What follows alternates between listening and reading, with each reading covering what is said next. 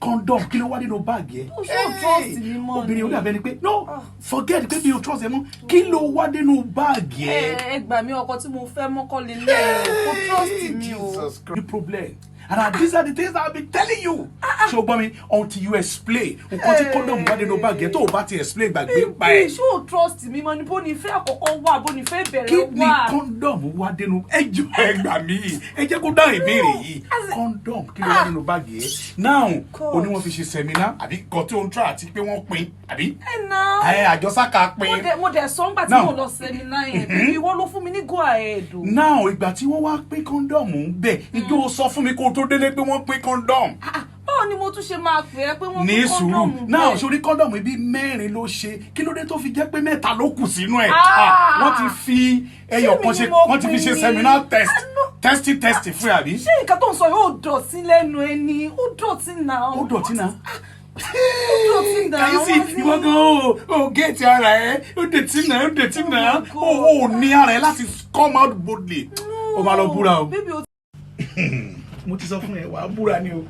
Wo mi lè búra kan. Now let me tell you something. Tuna Ṣàgàrú ní ìlú wa ní Òmùòkè. Ibẹ̀ ni wàá ti lọ búra ọ̀rọ̀ yìí o. Èmi ò mọ̀ kí n lọ búra.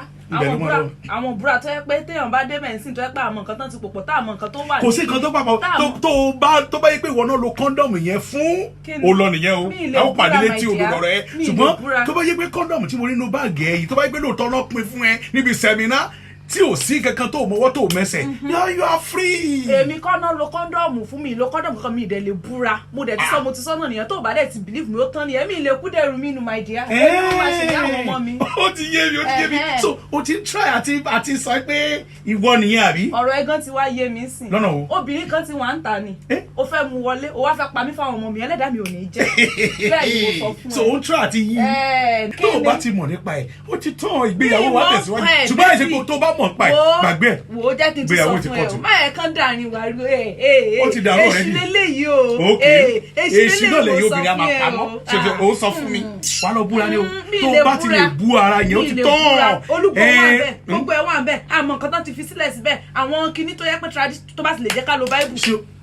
Bíbélì báíbù ha sọ pé wọ́n kè ṣùgbọ́n ilé àfàs irọ́ mi ṣe àmì ṣe sórí ọ̀dọ̀ wa yẹn tó bá ti wọ ọmọ ẹ̀ tó bá yẹ pé o mọ̀ nípa ọ̀rọ̀ yìí oyin máa ta ẹkú ni àìrọ́ Ọlọ́run ò ní jẹ́ ẹlẹ́dàá mi kọ́ ṣẹ̀dá mi kọ́ ṣùgbọ́n tó o bá ti mọ̀ ń pa ẹ̀ ní sùúrù ajáde ẹjọ́ ẹ sọ fún mi ṣé kó lọ búra yà àbí kó má búra. wo mi lè búra ẹ̀yin ọmọ Nàìjíríà bá wa dá sí mi lè búra àwọn búra tó yẹ pé nǹkan kan ti máa wà ń bẹ ṣé ti ẹ̀rí anything tó bá ti jọ dúdú. kí ni kọ́ńdọ̀mù wá nínú báàgì ẹ̀ kan yóò explain dúdú ò bá lẹ́dàá ẹ̀ mú àtọ̀ kí ló wá bá mu funfun. funfun ni jálọ church ká gbàdúrà fásitì.